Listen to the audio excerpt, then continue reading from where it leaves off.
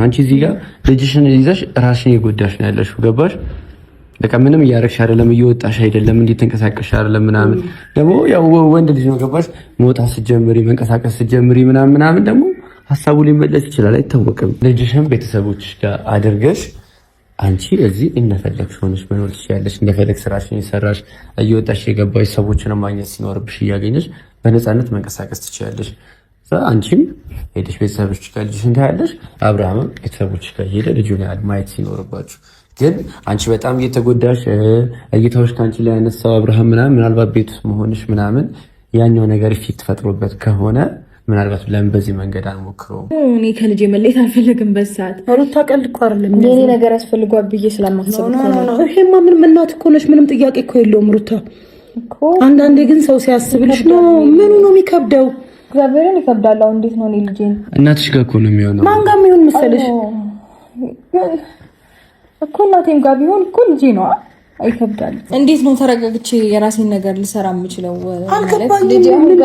ምንድነው ይሆን ምን ይጨንቃል እኮ ምን ይጨንቀው? ከኔ ተለይቶን የራሴን ስራ ልረጋጋ፣ ለራሴ ታይም ላሳይ ነው። ማየት ትችያለሽ፣ በፈለግሽ ሰዓት ሄደሽ ማየት ትችያለሽ፣ በፈለግሽ ሰዓት ላይ ሄደሽ ማየት ትችያለሽ። ምናምን ነገር ማምጣት ሲያስፈልግ ታመጫዋለሽ ምናምን። ግን እዚህ ጋር እሱ ልጁን ለማየት እየመጣ በየጊዜው አንቺ የማይሆን ሙድ ውስጥ እየገባሽ ነው፣ የማይሆን ነገር ውስጥ እየገባሽ ነው ያለሽው። የምታየው ነገር ልክ ስላልሆነ በቃ አንጀትሽ ከአህያ ጋር የዋለች ፈስ ተምራ መጣች እንደሚባለው አባባል ሁሉ ቤተሰብዬ ነገሩ እንደቀጠለ ነው።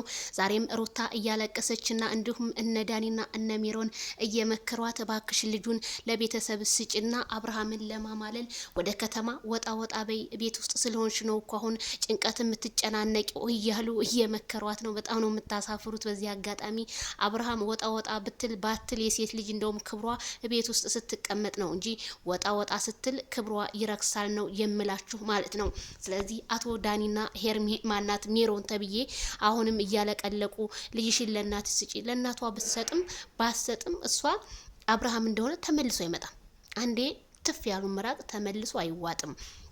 አብርሃም በቃ ለማማለል እንዴ ቤቷ እኮ ሲሄድ ብዙ ለማማለል አድርጋ ነበረ፣ ግን ያንን ነገር አልተቀበለውም። እሱ ክብሬ ነው የሚቀድመው፣ አላከበረችኝም፣ ቤተሰቦችን አላከበረችም ብሎ ነው አይደል እንዴ እሱ ይሄንን ያህል ድረስ በቃኝ ያለው። እንደዛ ስትለምነው ሌላውን ተውት፣ ልጁን በጣም የሚወደው ልዑልን ይዞ በልጄ ብላ ስትለምነው በፍጹም አይሆንም፣ የኔና ያንቺ ነገር አብቅቷል፣ ልጄን እየመጣሁ ያለሁኝ ካንቺ ጋር ያለኝ ነገር ግን እዚህ ጋር ተዘግቷል ብሏል። ስለዚህ አብርሃም በእንደዚህ ከተመለሰ እውነትም ምንም እንጃ ሲደርስ ብናገር ይሻላል። ስለዚህ ዳኒና ማናሽ ሜሮን ተብዬ ያለፈ ፌስታል ሆናቸዋል። ምክንያቱም እስኪ እናንተ ጥቀሟት፣ እስኪ እነ ትክክል ጥቀሟት። ልጁን ሆይ ብላችሁ የተኛውን በሬ አደረጋችሁት አውሬ ሆኖ ቁጭ አለላችሁ። አብርሃም በቃ ነብር ነው የሆነው። በቃ ማንንም ላይ ሰማ መስሚያው ጥጥ ነው። ዛሬ አሁን ፏ ብትን ብሎ የመጣው። አረ ቤተሰብዬ እነዚህ ሰዎች ግን ምን ትሏቸዋላችሁ? አስመሳዮች። በመጀመሪያ ከራሳችሁ ሆኑ፣ ራሳችሁን ምሰሉ። ስለዚህ ሩታ ረፈደብሽ። የረፈደ ነጋዴ ይረክሳል እንጂ ያተርፋል።